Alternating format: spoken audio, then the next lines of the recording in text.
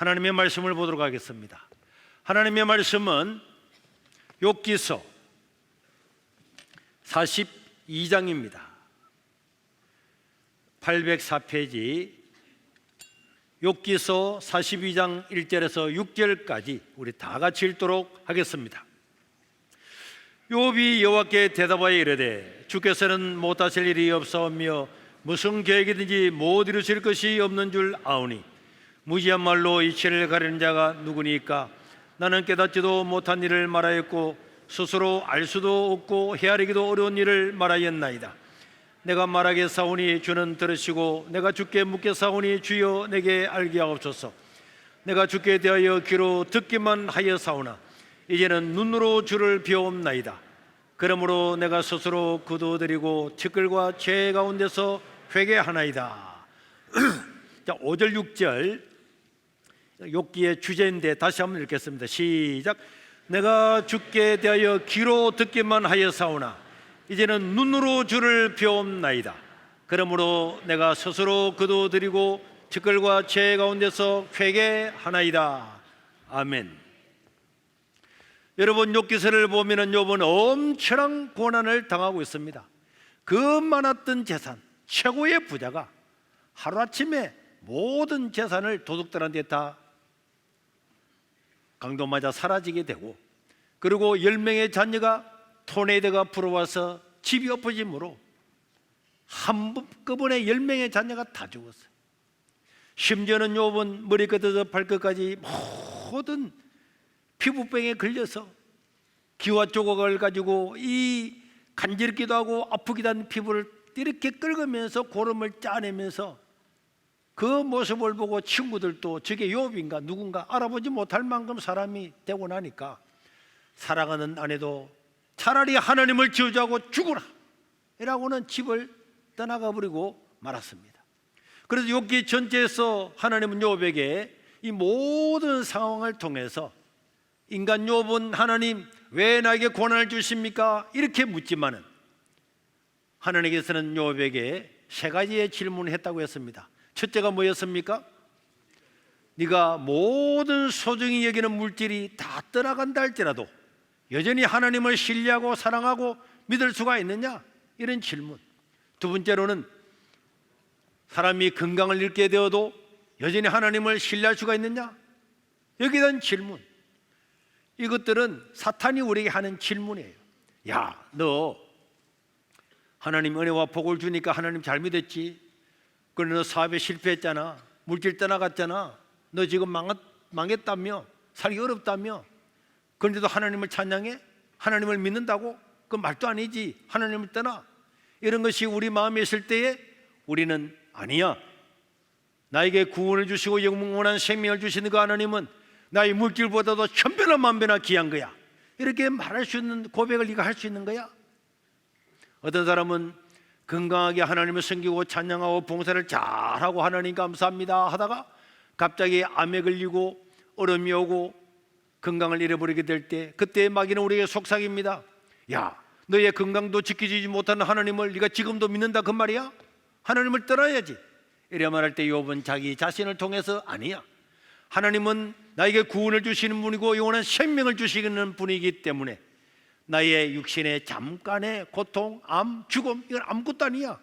하나님은 나에게 영원한 생명을 주신 분이야. 나는 여전히 하나님을 신뢰하거든. 이렇게 말할 때에 마귀와 사탄은 떠나가게 되는 줄로 믿으시길 바랍니다. 오늘 이제 마지막 질문은 욥이 이 많은 고통을 당하면서 옷을 찢고 죄 가운데 엎드려서 하나님 이 고난의 원인이 무엇입니까? 왜 나에게 고난을 주십니까? 나에게 말씀하시옵소서. 그 이유가 뭔지 말씀해 주십시오. 친구들이 와가지고 나에게 죄를 지었다고 죄 때문에 이런 고난당한다고 이야기를 하는데 하나님 나는 죄 지은 게 없습니다. 그 이유가 무엇입니까? 하나님 한 말씀이라도 말씀해 주십시오. 이렇게 욥이 간구하는데도 하나님은 한 말씀도 하지 않았어요. 그래서 세 번째 질문은 내가 그렇게 기도하고 부르짖고 억울해가지고 하나님께 그 답을 알려달라고 할 때에 하나님께서 말씀 한마디 하지 않으시고 침묵할 때도 하나님께서 말씀하지 않을 때도 여전히 하나님을 찬양하고 섬길 수가 있는가? 사탄은 그거 봐, 하나님 계십니까 말씀해야지, 기도하면 응답해 주신다며, 들려주신다며. 우리 하나님 내게 말하지 않잖아. 네가 억울한 일을 당해도 친구들이 와서 너를 모함을 해도 하나님은 아무 말씀도 하지 않으시잖아. 하나님은 없는 거야. 하나님을 떠나야지. 하나님 너를 버려서, 이렇게 말할 때도, 그때도 하나님께서 나에게 아무 말도 하지 않을 때도 여전히 하나님은 나와 함께 하시고, 그분은 여전히 나를 사랑하시고, 그분은 나의 최고의 왕이시다 하는 것을 네가 인정할 수 있느냐? 하나님을 신뢰할 수 있느냐? 이 무릎에 대한 대답을 하나님은 욥을 통해서 요구하고 있습니다. 이 세 가지는 남의 문제가 될 때는 그럴 수 있겠지 이렇게 생각이 들지만은, 나의 직접적인 문제가 되면은 이런 어마어마하게 고난과 고통으로 다가오게 됩니다. 여러분, 욥은 너무너무나 억울했죠. 죄를 지은 적도 없는데 친구들은 찾아와서, 야, 죄 없이 어떻게 이런 고난 당하는 거야? 너 분명히 죄에서 회개해. 욥은 나 죄 짓지 않았다니까. 무슨 소리야? 어떻게 죄 짓지 않고 이런 고난이 온단 말이야? 이렇게 욥을 반박할 때도 정말 미칠 지경이었지만, 그런데도 하나님께서는 한 말씀도 하지 않고 침묵하고 계십니다. 여러분들도 이럴 때도 하나님을 신뢰할 수 있습니까? 내가 너무 고난과 고통을 당하고 남한테 너무 억울한 일을 당하고 모함을 당했는데, 하나님만은 나의 사정을 아시죠? 하는데도 하나님께서는 아무 대답이 없다. 사람들은 전부 다 찾아와서 너는 죄인이야, 네가 어떻게 그런 변명을 할 수 있어? 네가 하나님을 믿는다면서 죄 없는데 고난당했다고 네가 말할 수 있어? 막 이렇게 비난할 때, 하나님은 그런데도 침묵하실 때, 그래도 하나님을 신뢰할 수가 있습니까? 하나님은 그걸 요구하는 거예요. 그러나 사탄은 여기서 하나님을 떠나라고 이야기하는 겁니다. 많은 사람들이 이 세 가지 질문 앞에서 넘어지고 엎어지고 떠나가지만은, 신실한 하나님을 신뢰하는 사람들은 이때도 여전히 하나님을 경배하고 사랑하는 줄로 믿으시기를 바랍니다. 우리가 이 땅을 살아가다 보면은 내 머리로서는 도저히 이해할 수 없는 일들이 수도 없이 일어나게 됩니다. 하나님, 내가 무엇을 잘못했기에 이런 일을 아픔을 주십니까? 나는 착하게 살았는데, 믿음으로 살았는데 왜 나에게 이런 일이 일어납니까? 못된 놈들은 다 사는데 왜 나에게는 이런 일이 일어납니까? 오늘 본문의 욥이 자녀를 잃고 재산을 잃고 아내도 떠나가고 몸엔 악창이 다 나오고, 하나님 제발 나타나셔서 나에게 말씀 한마디만 해달라고 그렇게 부탁하고 있는데, 그런데도 불구하고 하나님은 대답을 안 하세요. 침묵하십니다. 자, 제가 우리 청년들한테 한번 물어볼게요. 앞에 있는 분들한테. 긴장되지? 왜 하나님은 이렇게 욥이 간절히 구하는데도 왜 말씀하지 않고 침묵하셨을까요? 지켜보고 계신 것 같습니다. 네? 그냥 지켜보고 계신 것 같습니다.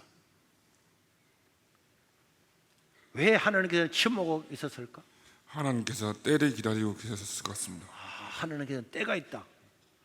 욥은 몰랐지만 좀 더 기다리라. 하나님은 왜 이렇게 간구하는 욥에게 말씀하지 않고 침묵하셨을까요? 욥을 더 시험하시려고요. 봐라, 끄떡거리지 말고 딱 바라는 거 딱 말을 바로 해. 고개 들어봐봐. 원래 말 잘하지 않나? 바로 해봐봐. 왜 하나님께서는 침묵하셨다고? 좀 더 기다리시면서 욥을 시험하시려고요. 욥을 시험하시려고.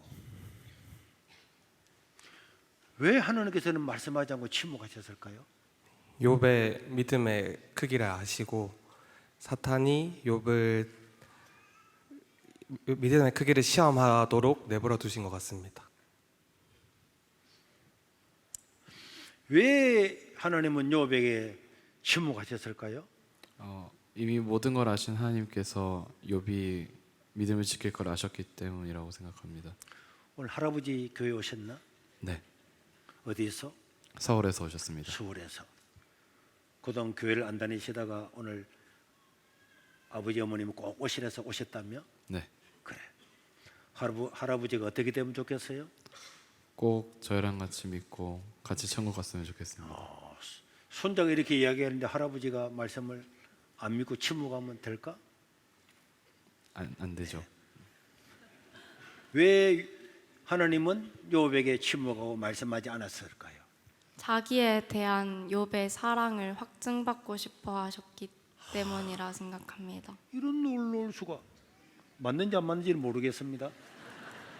욥 하나님께서 그 전에 사탄에 대해서 욥의 믿음에 대해서 이제 이렇게 자랑을 하셨고, 근데도 욥이 계속해서 그 많은 고난을 당하는 가운데서도 하나님을 부인하지 않고 원망하지 않았기 때문에 말을 많이 하면 하나는 맞겠지.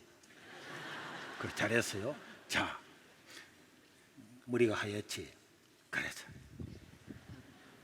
자, 왜 하나님은 욥에게 말씀하지 않았을까?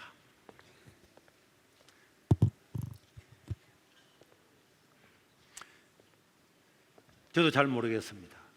그러나 뒤에 답을 보면은 그런 의도가 있었구나 하는 걸 알게 되겠죠. 그렇게 하나님 나에게 말씀해 주세요. 내가 왜 이런 고난을 당하는지 말씀해 주세요. 얼마의 시간이 흘렀는지 모르겠습니다. 몇 달이 흘렀는지도 모르겠습니다. 드디어 하나님께서 욥에게 나타나셨습니다. 앞에 우리 말한 것처럼 어떤 하나님의 때가 왔고 하나님의 시험의 때를 다 거치고 난 다음에 하나님께서 욥에게 딱 나타났습니다. 그때 욥은 너무너무 놀랐겠죠.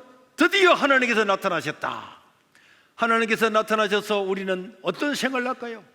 내가 지금까지 억울한 일을 당했던 이 모든 걸 하나님께서 나를 아시고 이에게 나타나셨으니까 하나님은 무엇을 말씀하실까? 그런데 하나님은 욥기 38장 1절의 첫 마디가 이 말이었습니다. 시작.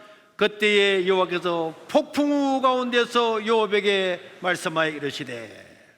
그 다음에 2절에 보면은 38장 2절에 보면은 38장 2절. 자, 여기 하나님께서 폭풍우 가운데 딱 나타났습니다. 그리고 하시는 말씀이 무지한 말로 알지 못하는 말로 생각을 어둡게 하는 자가 누구냐? 이렇게 하면서 하나님께서는 욥에게 손수건을 꺼내가지고 욥아 이 시험을 통과한다고 수고했지 이리 와봐 욥아 하면서 눈물을 닦아주면서 이 고난은 말이야 이렇게 온 거야 욥 우리 욥 잘 참아서 이렇게 말할 줄 알았는데 하나님은 그렇게 하지 않고 폭풍이 팍 부는 가운데 하나님께서 나타나셨습니다. 제가 이거 또 하나 묻고 싶어요. 이제 이쪽으로 가야 되겠네. 자, 오늘 제가 하는 질문을 잘 기억을 해요. 벌써 이게 걱정되지. 하나님은 엘리야한테도 나타나셨고 모세한테도 나타나셨고 야곱한테도 나타나셨고 많은 선지자들과 왕들한테도 나타났는데 나타날 때마다 조금 상황이 다를 때가 있어요. 그런데 하나님께서 이 고난과 고통을 당하는 욥에게 나타났는데 욥에게 나타날 때는 무엇 중에서 나타났다고? 폭풍 중에서 나타났습니다. 폭풍 중에서 나타났습니다. 폭풍과 꽉 치는 가운데 하나님께서 나타났는데 왜 하나님께서 폭풍 가운데 나타나셨을까요? 잘 모르겠습니다. 왜 폭풍 치는 배경? 하나님께서 모세에게 나타날 때는 뜰기나무 불빛 가운데 나타나고 엘리야한테는 세미한 음성으로 나타나고 다 나타나는 방법이 달랐는데 그때마다 뜻이 있었어요. 모세한테 나타날 때 뜰기나무 쓸모없는 나무에 불이 붙었는데 불이 꺼지지 않잖아요. 그것은 바로 이스라엘 쓸모없는 이스라엘 같은 나라지만 거기에 하나님의 은혜가 꺼지지 않는 그런 것을 상징하는 거야. 그런데 하나님께서 폭풍 가운데 나타나는 폭풍 알지? 막 태풍이 치는 바람이 치고 비바람이 치는데 그때 하나님께서 나타나셔서 알지 못하는 말로 이치를 가른 자가 누구냐 하면서 나타났는데 왜 하나님은 폭풍우를 배경으로 해서 나타나셨을까요? 하나님을 경외하게 하시려고. 왜 폭풍우 가운데 나타나는 게 하나님을 경외하는 거지? 두려운 거니까. 폭풍. 고난 가운데서도 하나님이 함께 하신다는 것을. 이런 놀라울 수가. 신학생입니까? 아닙니다. 이런 똑똑이. 여러 가지 뜻이 있겠지만 저는 그렇게 생각했어요. 오늘 자 그리고 오늘은 특별히 옆에 있는 두 친구들한테도 커피 한 잔씩 같이 사드려요. 그래. 옆에 봐. 대답 잘하는 옆에 앉기만 앉아도 이게 커피도 먹을 수 있는 거야. 왜 하나님은 폭풍 가운데 나타났다고 생각해요? 친구들이 요백에 너무 그렇게 말을 해가지고 화나셔가지고 그런 것 같습니다. 왜 하나님은 욥에게 나타날 때 폭풍을 배경으로 해서 나타났다고 생각합니까? 저는 사탄의 어떤 시험보다 하나님께서 더 강하시다는 것을 거기서 보여주려고 했던 것 같습니다. 오, 사탄의 시험보다도 하나님도 나는 폭풍도 움직이는 거야. 그래, 맞는지는 잘 모르겠지만은 어쨌든 말을 이렇게 틀리든 말든 똑똑하게 자기 의견을 밝히는 것은 중요한 거야. 알겠지? 앞으로 더 입을 크게 벌리고 아울 때는 숨을 크게 내쉬고 긴장하지 말고 있는 말 그대로 생각해. 알겠지? 자, 하나씩.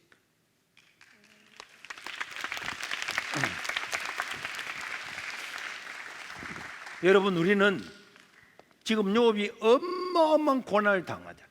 어마어마한 고난을 당하는 중에 하나님께서 폭풍 가운데 나타났습니다. 욥아, 너의 고난이 아무리 크지만은 이 봐라, 네가 지금 이 폭풍 같은 고난 가운데 있지만은 내가 너와 함께하는 거야. 이런 걸 보여주는 거죠. 여러분, 우리가 어떤 고난 가운데 있어도 하나님은 우리를 돌보시는 줄로 믿으시길 바랍니다. 어마어마한 폭풍이 있고 질병이 오고 모든 자산이 다 날아가고 부도가 나고 암에 걸려서 내일 모레 나의 생명을 제쳐간다 할지라도 이런 폭풍이 올지라도 그 가운데 계신 분은 하나님이신 줄로 믿으시길 바랍니다. 내 혼자 있는 것이 아니다. 너의 이 고난이 폭풍과 될지라도 이 폭풍 가운데 내가 있는 것이다. 예수님께서 동행하고 있음을 믿으시길 바랍니다. 우리가 이런 어려움을 당하다 보면 믿음을 잃어버리고 이럴 때가 있지만은 여러분, 고전적인 예화가 있잖아요. 어떤 사람이 너무너무 고난을 당합니다. 하나님 어디 계십니까? 나와 함께 하십니까? 막 그런 고통을 가운데 하나님께 부르짖다가 하루는 꿈을 꿨는데 그 꿈속에 보니까 발자국이 4개가 있었다는 거죠. 그래서 보니까 꿈속에도 알은 겁니다. 2 발자국은 예수님의 발자국, 2 발자국은 내 발자국, 이렇게 발자국이 딱 찍혀 있었는데, 그런데 자기가 고난당하고 너무 어려울 때는 이 발자국이 2개밖에 없었는 거예요. 그래서 이 성도는 꿈속에서 묻습니다. 하나님, 평소에는 나와 함께 계시다가 정말 내가 하나님께 도움이 필요하고 정말 내가 하나님께 부르짖고 하나님의 은혜를 받아야 할 때는 하나님 나 혼자 버려두고 하나님 어디 가셨습니까? 내가 이 고난 가운데 부르짖는데 하나님은 어디 가셨습니까? 이렇게 원망하는 말로 하나님께 아뢰었더니 하나님께서 아들아, 평소에는 내가 너희의 손을 잡고 함께 갔지만은 네가 어렵고 고통스럽고 외롭고 아프고 병들 때는 내가 너를 업어서 갔단다. 저 발자국은 너의 발자국이 아니라 나의 발자국이다. 그렇게 말씀했다는 거예요. 여러분, 이런 말씀 들어보셨죠? 저는 이런 것이 사실이라 생각해요. 우리도 자녀들을 평소에는 손으로 잡고 어린아이를 잡고 가자 하지만은 아이가 다치거나 아프거나 하면 업고 가잖아요. 안고 가잖아요. 더 가까이 하잖아요. 그런데도 우리는 하나님 어디 계십니까? 내가 고난당할 때 하나님 어디 계셨습니까? 하나님은 내가 정말 어려울 때 버리신 것 아닙니까? 이런 마음이 들 때 결코 아니라는 것입니다. 그래서 요한복음 16장 33절에 보면은 이것을 너희에게 이르는 것은 너희로 내 안에서 평안을 누리게 하려 함이라. 시작. 세상에서는 너희가 환난을 당하라. 담대하라. 내가 세상을 이겼노라. 우리는 육체적이든 정신적이든 역사 가운데 살아가든 정치적이든 이 땅에 살아가다 보면은 하나님을 믿는 사람들은 많은 고난을 당할 수가 있습니다. 내가 육체적으로 고난을 당하고 영적으로 고난당하고 물질적으로 질병으로 고난당하지만은 초대교회 교인들은 복음 전하는 그것 때문에 예수 믿는 것 하나 때문에 사자의 밥이 되고 목이 날아가고 어마어마한 고난을 당했지만은 두려워하지 말라. 내가 세상 끝날까지 너희와 함께 할 것이다. 이것도 우리는 잊어서는 안 됩니다. 왜? 우리는 그때는 소중하기 때문에 그렇습니다. 마침내 폭풍우 가운데서 나타나자 하나님은 욥에게 없는 자신에 대해서 말씀하신 것이 아니고, 손수건을 꺼내서 눈물을 닦아준 것이 아니고, 오늘 앞에 읽었던 38장 2절에 보면은 무지한 말로 생각을 어둡게 하는 자가 누구냐 이렇게 하면서 하나님께서 욥에게 오히려 책망하듯이 이야기를 했습니다. 그리고 3절에 보면은 하나님은 너는 대장부처럼 정말 남자다운 남자처럼 허리를 묶고 내가 네게 묻는 것에 대답을 해봐라. 욥이 깜짝 놀랐어요. 너무 고난당하고 울고 불고 했는데 하나님이 폭풍하듯 다 나타났습니다. 욥 수고만 했지, 내 사랑하는 욥아 이 시험을 다 이겼구나, 이렇게 하는 것이 아니고 너는 대장부처럼 허리를 묶고 내가 네게 묻는 말에 대답을 해봐라, 이렇게 이야기를 했습니다.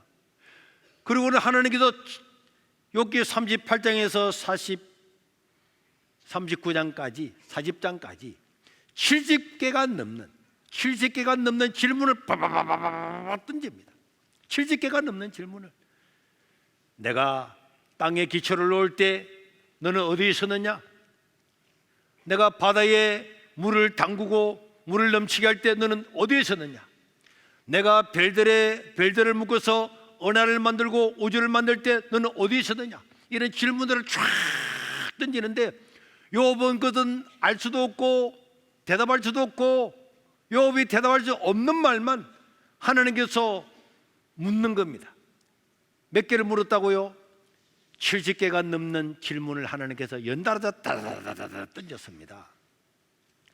도대체 하나님은 왜 이렇게 욥에게 고난을 당하는 이유에 대한 대답 대신에 이런 질문을 도로 던지는가? 오늘 이 질문이 중요한 겁니다. 하나님께서 왜 이런 질문을 던졌느냐? 욥에게 나타나서 다시 한번 안아주고 고통을 헤아려주고 마음을 치유하는 것이 아니고 욥이 대답할 수 없는 질문을 던짐으로 하나님은 이 욥기서의 대장면을 마무리하는데, 그 질문에 대해서 짧게 세 가지를 알아보면, 첫째로 하나님께서는 욥아 너는 인간의 한계성을 인정하라. 따라합시다. 시작. 인간의 한계성을 인정하라는 겁니다. 이 70여 가지의 질문을 던졌는데 여러분들 한번 읽어보시면 여러분들도 대답을 할 수가 없어요. 하나님은 내가 땅에 기초를 놓을 때에 네가 어디에 있었느냐? 욥이 대답을 줬습니까? 인간이 가진 지혜와 인간이 가진 모든 경험을 다 동원한다 할지라도 하나님의 그 대답에, 그 질문에 대답할 수가 없는 겁니다. 인간이 가진 지혜와 시야가 얼마나 좁고 얼마나 그 한계가 있다는 것을 깨달으라고 말씀하고 있습니다. 고난 중에 있는 사람들은 마치 세상 모든 것들이 자기가 다 아는 것처럼 이야기하고, 그리고 다른 사람이 고난당할 때도 다 아는 것처럼 너는 쟤 때문에 고난당한 거야, 또 내가 고난을 당할 때도 내가 이것 때문에 고난당하지, 이렇게 생각하지만은 인간은 우주의 아주 한 기퉁에서 먼지만도 작은 이 인간이 하나님의 모든 것들을 다 이해하지 못하는 것은 당연하죠. 작은 우주의 모퉁이조차도 다 이해하지 못하는 것이 인간입니다. 작은 우주의 모퉁이조차도 다 이해하지 못하는 것이 인간입니다. 네가 인간은 그렇게 작은 존재야, 깨달을 수 없는 존재야 하는 것들을 일깨워 주시는 말씀입니다. 하나님은 인간이 대답할 수 없는 질문을 하시고 인간이 알 수 없는 그 우주의 신비에 대해서 이야기하심으로 이 질문을 통해서 욥을 질책하거나 기를 죽이거나 책망하려고 하는 뜻이 아니라 욥 자기 자신의 시선이 왜 내게 고난이 왔는가, 왜 내가 이런 어려움이 왔는가. 인간은 자기가 고난당하면 다 자기 문제, 내 아픈 문제, 내게 왜 이 문제가 왔지, 왜 질병이 왔지, 왜 고통이 왔지, 전부 다 자기가 어려움을 당하면 인간은 자기 내면으로 질문을 던지게 되는 거예요. 자기의 온 시각을, 온 감각을 전부 다 질병에 걸리면 나는 왜 암에 걸렸을까? 어떻게 하면 살아날 수 있을까? 암 왜 왔는 거야? 이 모든 물질은 왜 따라갔는 거야? 다 자기의 내면으로 질문이 던져지면서 하나님께 대한 시각을 놓칠 수가 있는 겁니다. 욥도 왜 하나님 내게 고난을 주었습니까? 왜 내게 고난 주었습니까? 나는 죄가 없지 않아요. 저 친구들이 나를 비난하지만 내가 무슨 죄가 있습니까? 그래서 우리가 고난 당하는 사람은 이 고난의 문제 때문에 자기만 들여다보고 하나님을 바라보던 시각에서 자기에게로 다가올 때가 있기 때문에 하나님은 이 질문을 통해서 네가 하늘에 궤도를 아느냐? 우지에 네가 이 이치를 아느냐? 땅의 넓이를 네가 측량할 수 있느냐? 대답할 수 없는 이야기를 함으로 말미암아서 너는 피조물이고 나는 창조주 하나님이고 욥아 네가 아무리 어려움을 당하고 고난당할 때라도 너의 시야를 네 자신에게 돌리지 말고 누구에게 돌리라고? 우주 만물을 지은 하나님께 돌리라. 하나님 다 뜻이 있는 거야. 내 작은 머리로 하나님 뜻을 다 계산하려고 하면은 네가 죽어도 깨어나도 계산할 수 없지만은 네가 눈을 열어서 크신 하나님을 바라보아라.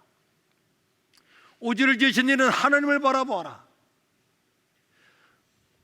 이런 것들을 깨닫게 하기 위해서 욥에게 말할 수 없는 질문을 던지고 있는 이런 거죠. 철학적인 그런 문제죠. 우리도 어려움을 당하면 다 자신에게로 다가옵니다. 자신에게로. 내가 왜 아프지? 내가 왜 이리 됐지? 어떻게 살아갈 거야?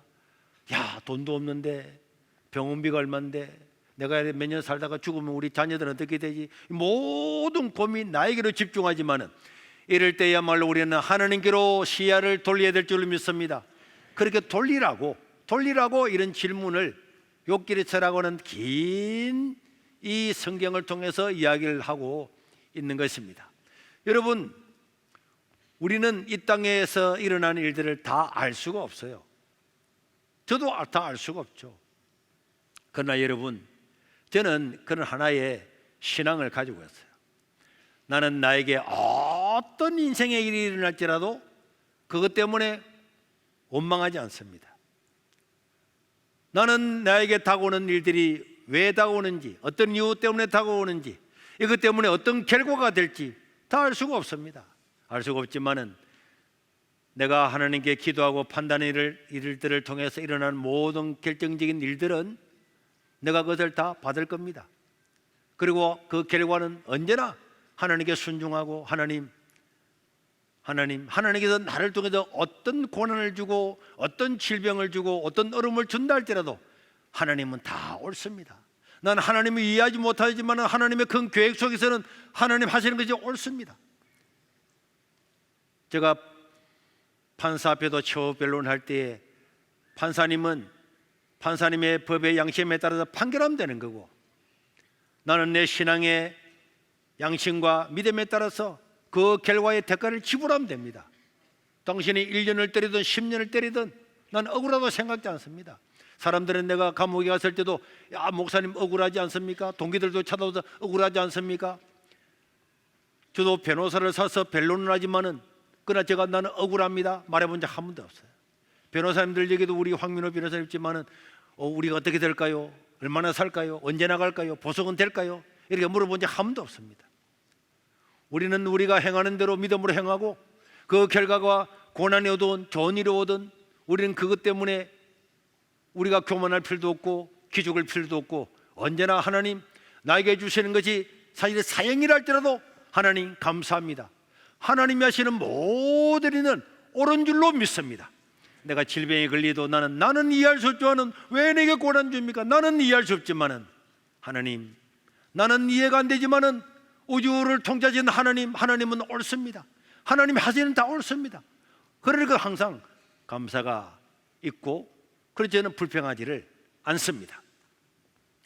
그 두 번째로 첫째는 인생의 한계를 인정하라는 거예요. 두 번째로는 내 인생의 통제권 내 인생은 내가 살 거야. 내가 고민하고 내가 생각하고 내가 돈 벌 거야. 내 몸 건강해서 그리고 내가 살아갈 거야.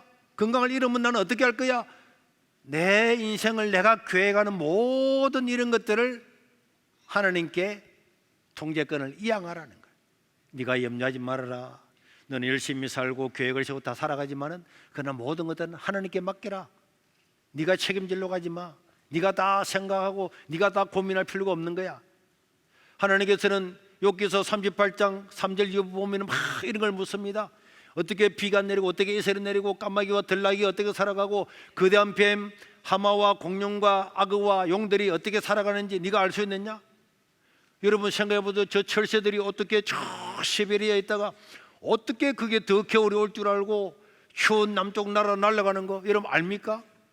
이번 봄에 태어난 새끼가 한 번도 겨울을 맞이하지 못했는데도 때가 되면 다 일어나서 7월달 8월달 되면 시베리아가 추워질 것 알고 남쪽 나라로 가야지. 남쪽 나라는 따뜻한데 그래가지고 그 새들이요 무리대로 다 일어나가지고 저 한국을 거쳐서 베트남을 거쳐서 호주까지 갑니다.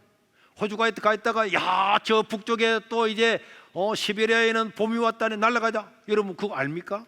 어떻게 이 모자라는 사람을 새대가리라 그러잖아요.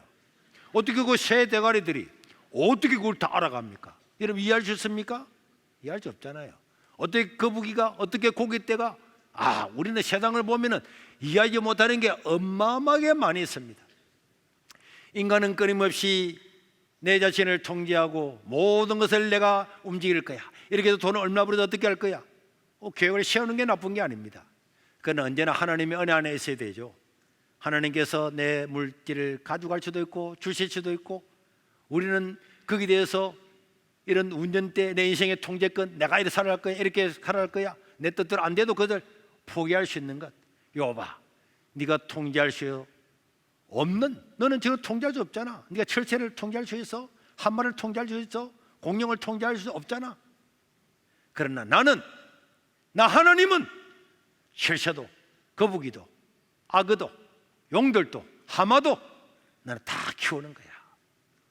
하물며 형상으로 나의 형상으로 지음받은 너를 내가 부리겠느냐? 여봐 너는 나를 의지해. 시선을 너한테 주지 말고 나한테로 돌려봐봐. 항상 우리가 어려움을 당할 때 앞에 말한 것처럼 항상 사람은 자기 자신을 향해요. 자기 자신을 향하고 주변을 향합니다. 어려움을 향할 때 어려움이 있을 때마다 우리는 어디로 시선을 하나님께로 고정해야 됩니다.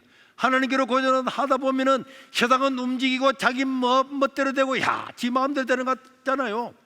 이재명이가 막 공소 취소하려고 난리를 지기고 부정선거가 온 천지에 일어나고 그런데도 말 안 하는 사람들은 한마디도 하지 않고 젊은 학생들만 대 앞에서 나와서 고함을 지를 때 이래도 되나?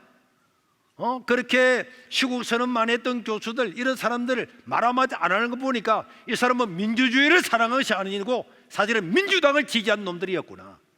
여러분 민주주의를 정말로 사랑했으면 이렇게 나라가 어지럽고 투표가 개판이 됐는데도 그런 지성인들이 말 한마디 하지 않고 있다가 아무것도 아닌 일이 일어날 때는 막 성명서를 내는 거 보면 이 사람들은 민주주의, 자유민주주의를 사랑하거나 민주주의를 보호하고 수호하기 위해서 그런 것이 아니고 특정한 당을 지지하는 지지자들이지 그 사람은 민주주의를 사랑하는 사람이 아니고 민주주의를 옹호하는 사람이 아니라는 것도 알 수 있잖아요. 여러분 우리는 이 고난을 통해서 세상이 막 뒤틀리고 움직일 때에 그때도 우리의 시각은 언제나 하나님께로 향해야 될 줄로 믿습니다. 하나님께로 향하고 살아가면은 세상이 뒤집어지더라도 우리는 승리할 수 있음을 믿으시기를 바랍니다.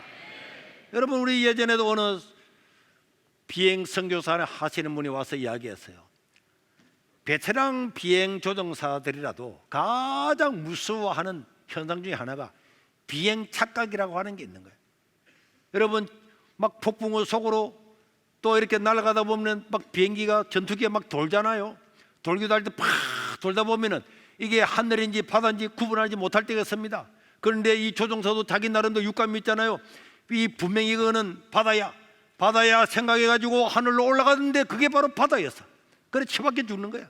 그래서 이 조종사 운전하는 여기 안에 들어가면은 이 룸 안에는 이런 것들을 만들어서 막 돌아갑니다. 바다인지 하늘인지 모르고 하늘의 별들인지 바다에 오징어 잡는 불빛인지 몰라가지고 뺑뺑뺑 돌 때에 그때도 조종사들한테 훈련시키는 것은 하늘도 보지 말고 땅도 보지 말고 별도 보지 말고 오징어 불도 보지 말고 어디만 보라고? 앞에 있는 계기판, 비행기에 있는 계기판이 수평이 어딘지 하늘이 어딘지 계기판에서 가리키는 곳을 그걸 따라서 운전을 해야지 너의 감각을 믿어서는 안 된다. 이걸 수도 없이 반복하고 훈련을 하는 것입니다. 그래서 거꾸로 제가 막 가는데도 불구하고 계기판이 하늘이 위라 그러면 하늘로 가야 되는 거예요. 자기는 조종석을 당기고 싶지만은 계기판대로 해야 되는 거예요. 그래서 이런 비행기를 만들 때는 계기판에 수만 분의 시뮬레이션을 통해서 고장이 나지 않도록 하기 때문에 그걸 믿고 계기판을 믿어야지 내 눈을 믿거나 내 경험을 믿어서 야 이거 하늘 같아 땅 같아 그러다가는 죽는다는 거예요. 우리도 마찬가지입니다. 이 땅이 흔들리고 요동치고 어디가 옳은 거야 막 이랬을 때도 여러분 우리는 언제나 하나님께 시각을 고정하고 하나님의 말씀에 우리의 시야를 줄 때에 우리는 세상이 어지럽고 디비지는 한이 있어도 똑바로 가서 승리하게 될 줄로 믿습니다. 그래서 우리 하나님께서 요업에게 몇 가지의 질문을 던졌다고요? 하나라도 외워요. 그리고 집에 가서 읽어보고 어떤 요업이 하나님은 요업에게 어떤 질문을 했지? 왜 그렇게 70가지가 넘는 질문한 거야? 질문한 이유가 뭔 거야? 요업는 아무것도 못해. 이 짐승들을 통제할 수 없어. 우주를 네가 알 수 없어. 나는 다 알아. 내가 만들었잖아. 내가 통치하잖아. 요업, 네 대답할 수 없지? 내가 다 움직이는 거야. 너의 고난에 대해서 내가 말해줄 필요 없어. 내가 있잖아. 오늘 또 온 우주는 하나님의 법칙에 따라 여전히 정확하게 돌아가고 있음을 믿습니다. 사랑하는 성도 여러분, 우리가 고난을 당하면은 우리의 영적인 감각은 요동을 치죠. 하나님 나를 사랑하실까? 제가 있는데 하나님 나를 여전히 사랑하시고 나의 기도를 들어주실까? 아주 먼지보다 못한 나에게 우리 예수님께서 오셔서 나의 죄를 위해서 대신 죽으시고 내가 너의 모든 죄를 다 용서했다. 이것을 아는 사람은 내가 무엇인가를 잘해서 하나님께 칭찬을 받고 사람들이 막 떠올릴 때나 또 내가 나의 실수와 죄악과 사람들의 비난을 받을 때 나의 고난 가운데서 비난받을 때 또 내가 위축되어 있을 때 그때도 하나님은 여전히 우리를 버리지 않고 사랑하시는 줄로 믿으시기를 바랍니다. 그건 하나님의 사랑을 알 때에 우리는 이 세상에 흔들리지 않는 사람이 되는 거예요. 그 크신 하나님의 사랑 청량다 못하네. 영원히 변치 않는 사랑 성도여 찬양하세.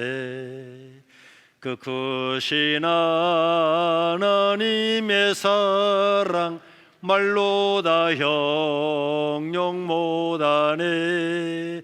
저 높고 높은 별을 넘어 이 낮고 낮은 땅 위에 죄범만 영혼 구하려 그 아들 보내사 화목제물 삼으시고 죄 용서하션.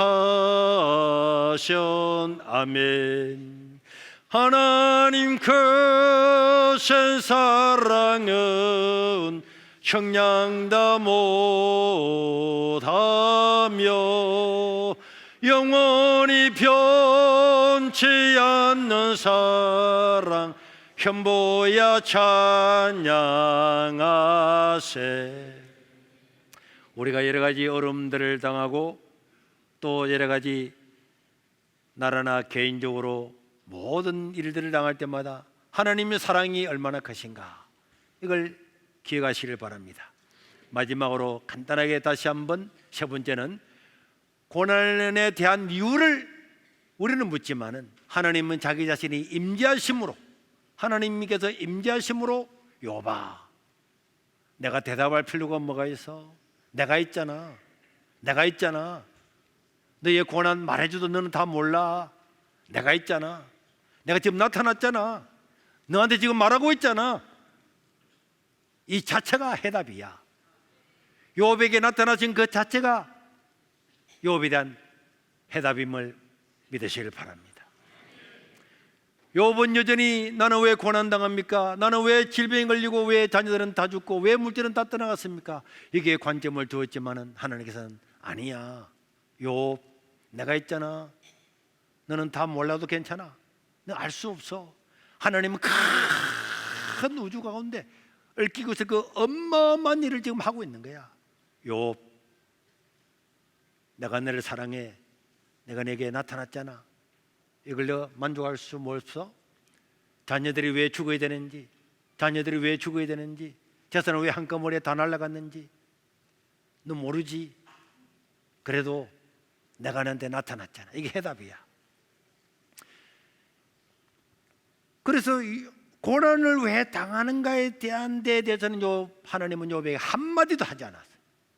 그런데 이 하나님의 질문을 듣고 하나님의 임재를 경험한 욥은 오늘 본문의 5절 6절에 이렇게 고백하는 겁니다. 시작. 내가 죽게 되어 지금은 귀로 듣기만 하여 사오나 이제는 눈으로 주를 비옵니다.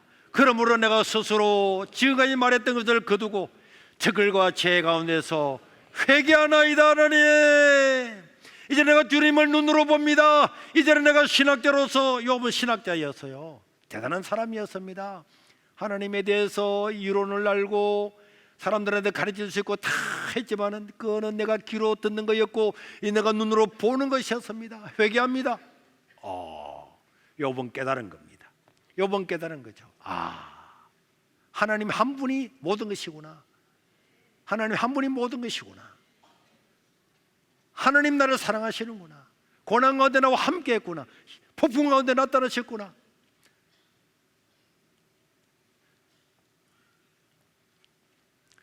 그래서 욥은 회개하고 하나님은 욥에게 갑질은혜를 다시 줍니다. 갑질은혜. 아들 딸도 10명 다시 주고 재산은 2배로 주고 다 주고 또 아내도 주고. 그래서 욥은 너무나 행복하게 살았다. 어쨌든 여러분, 하나님은 고난과 역경과 어려움 중에 우리와 함께 하심을 믿으시길 바랍니다. 때로는 잠시 동안에 침묵할 수도 있습니다. 그래도 여전히 하나님은 나의 하나님이시고, 그래서 그 크신 하나님의 사랑 찬양을 부를 때마다 감사하고, 오늘 들어오기 전에 어떤 권사님이 한 번 와서 울면서 이야기를 할 때 저도 너무 가슴이 아파서 눈물이 나다. 목사님 서울에서 세계로 교회를 보고 여기까지 내려왔어요. 이사를 와서 살고 있었는데 남편이 얼마 전에 소천하신 거예요. 천국에 먼저 갔습니다. 이제는 혼자 있을 수가 없어서 아들이 있는 서울로 다시 올라갑니다. 왜 나는 더 믿음으로 살려고 이 시골까지 왔는데 남편은 먼저 떠나가고, 그래서 그 아픈 마음을 가지고 기도하는데 나도 너무너무 가슴이 아프더라고요. 그래서 저는 하나님께 기도했습니다. 하나님, 우리 권사님 위로하여 주시고, 우리에게 왜 이런 일이 일어나는지는 모르지만은 하나님은 크시고, 하나님 여진 나를 사랑하시고, 하나님 우리를 떠나지 않으시고, 하나님께서 뭐라고 말씀하지 않는다 할지라도 우리는 나를 위해 십자가에 죽으신 예수님의 그 사랑 때문에 하나님을 여전히 신뢰할 수 있도록 그 사람을 지켜주십시오. 여러분, 우리 모든 삶 속에서 하나님의 사랑하심과 보호하심과 함께하심은 변함이 없습니다. 늘 우리 시야를 우리 자신에게 두고 나의 일어난 상황 때문에 원망하고 고통스러워하고 안타까워하는 것이 아니고 나를 사랑하시고 변함없는 그 하나님을 바라보면서 큰 용기와 위로를 가지고 믿음의 승리자가 될 수 있기를 주의 이름으로 축원합니다. 우리 한번 기도하겠습니다. 사람들에게는 여전히 묻지만은 대답하지 않으시는 수많은 질문이 있습니다. 그러나 우리 하나님께서는 아들아, 딸아, 내가 네게 침묵할지라도 너를 떠난 것이 아니야. 너를 버린 것이 아니야. 우리는 침묵할 때라도 하나님 여전히 신뢰할 수 있어야 되고, 하나님은 결국에는 욥에게 폭풍 가운데 나타나셔서 욥의 모든 업문을 한꺼번에 해소해 주었습니다. 내 인생의 주인 되시는 주님, 나를 구원해 주신 주님, 주님을 찬양합니다. 내가 잠시 잘 살 수도 있고 어릴 수도 있고 건강할 수도 있고 아플 수도 있지만은 하나님은 나의 왕이시고 나의 시선을 언제나 주님께 고정하고 믿음으로 살겠습니다. 우리 주여 한 부르고 1분만 기도하겠습니다. 주여!